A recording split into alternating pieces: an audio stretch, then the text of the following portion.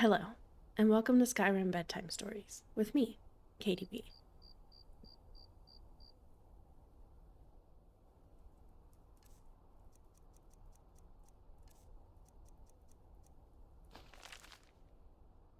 The Mystery of Princess Talara, Part 5, by Mara Licketh. By what right do you arrest my father? Cried the Lady Gilia. What has he done? I arrest the King of Camlorn, the former Duke of Oloin, by my right as an imperial commanding officer and ambassador, said Lord Strail. By the right of law of which the Emperor of Tamriel, which supersedes all provincial royal authority. Gina came forward and tried to put her hand on Gilia's arm, but she was coldly rebuffed. Quietly, she sat down at the foot of the throne in the now empty audience chamber.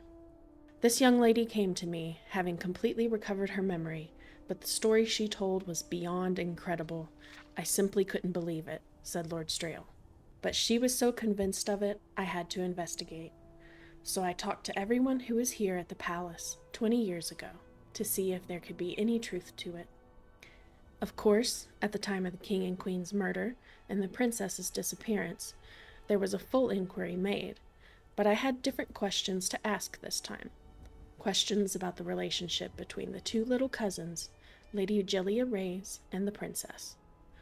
I've told everyone over and over again I don't remember anything at all about that time in my life, said Gilia, tears welling up. I know you don't. There has never been a question in my mind that you witnessed a horrible murder, and that your memory lapse and hers, said Lord Strail, gesturing towards Gina, are both very real. The story I heard from the servants and other people at the palace was that the little girls were inseparably close. There were no other playmates, and the princess's place was to be close to her parents, so the little Lady Gilia was always there as well.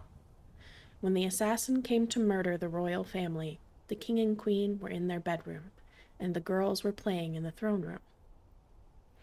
When my memory came back to me, it was like opening a sealed box, said Gina solemnly. Everything was so clear and detailed, like it all happened yesterday, not 20 years ago. I was on the throne, playing Empress, and you were hiding behind the dais, pretending you were in a dungeon I had sent you to. A man I had never seen burst into the room from the royal bedchamber, his blade soaked in blood. He came at me, and I ran for my life. I remember starting to run for the dais, but I saw your face, frozen in fear, and I didn't want to lead him to you. So I ran for the window.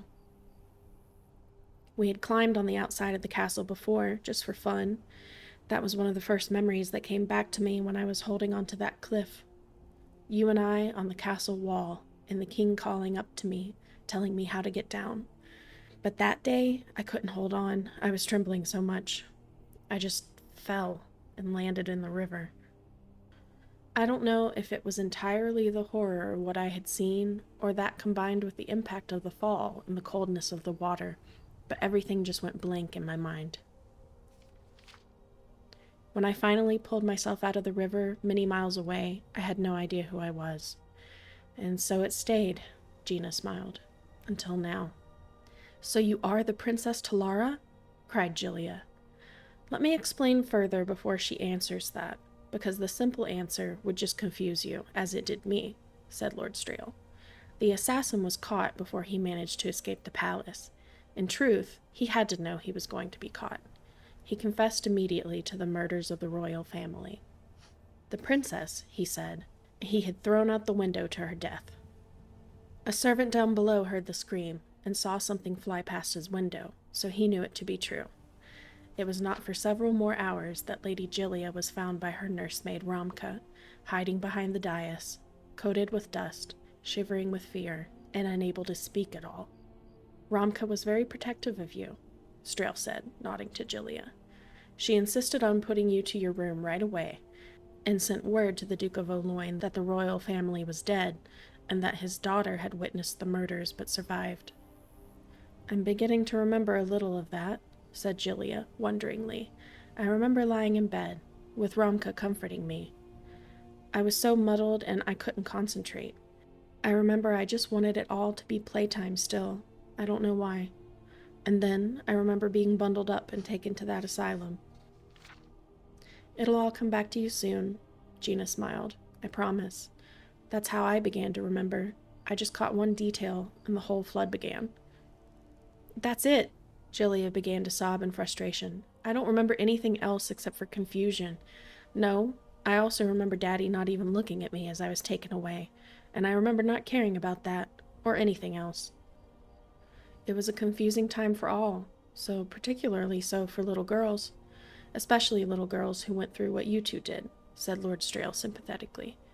From what I understand, as soon as he received the message from Ramka, the Duke left his palace at Oloin, gave orders for you to be sent to a private sanitarium until you'd recovered from your ordeal, and set to work with his private guard torturing the assassin for information. When I heard that no one but the Duke and his personal guard saw the assassin after he gave his initial confession, and that no one was present but the Duke and his guards when the assassin was killed trying to escape, I thought that very significant. I spoke with Lord Errol, who I knew was one of those present, and I had to bluff him, pretending I had more evidence than I did. I got the reaction I was hoping for, though it was a dangerous gambit. At last he confessed to what I already knew to be true. The assassin, Lord Strail paused and reluctantly met Julia's eyes, had been hired by the Duke of Oloin to kill the royal family, including the princess as heir, so that the crown might be passed to him and his children. Julia stared at Lord Strail, aghast. My father? The assassin had been told that once the Duke had him in custody, he would be paid and a prison break would be arranged. The thug picked the wrong time to be greedy and try to get more gold. The Duke decided that it would be cheaper to silence him, and so he murdered him then and there, so the man would never tell anyone what really happened. Lord Strail shrugged. No tragic loss as far as murders go.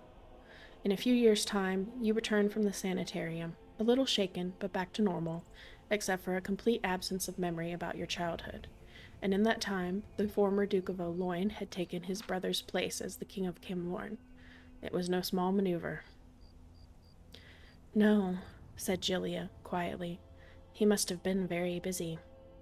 He remarried, had another child.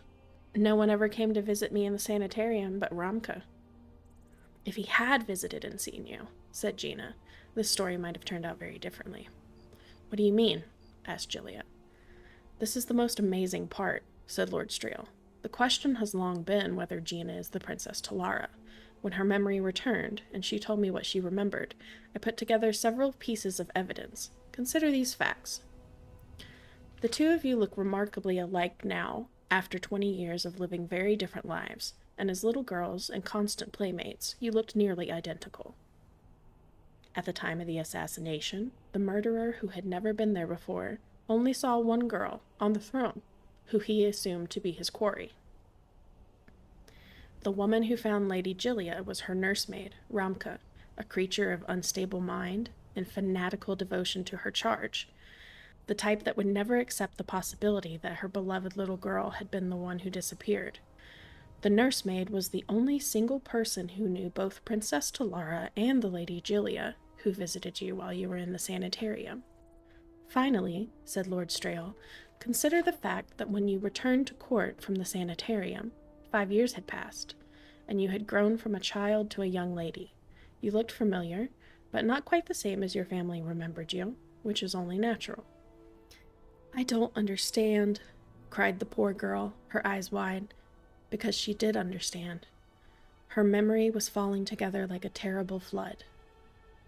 Let me explain it like this, said her cousin, wrapping her in her arms. I know who I am now. My real name is Julia Reyes. That man who was arrested was my father, the man who murdered the king, your father. You are the Princess Talara.